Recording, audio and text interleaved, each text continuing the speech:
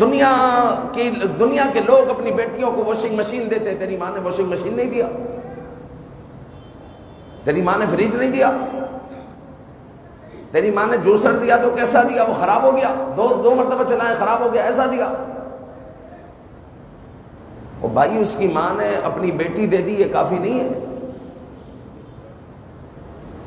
اور یہ تو ہم لوگوں نے بنایا ہوا ہے کہ ہم لوگ جو ہے بیٹیوں کو اتنا کچھ دیتے ہیں، ورنہ شریعت کا حصہ نہیں ہے یہ۔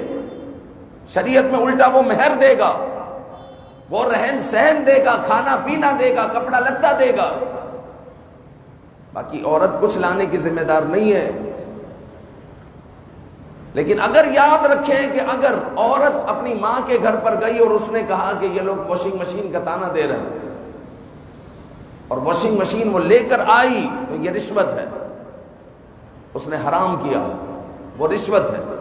فریج لے کر آئی تو وہ رشوت ہے، اس نے اگر سسرال کے مطالبات پورے کیے تو یہ رشوت ہے۔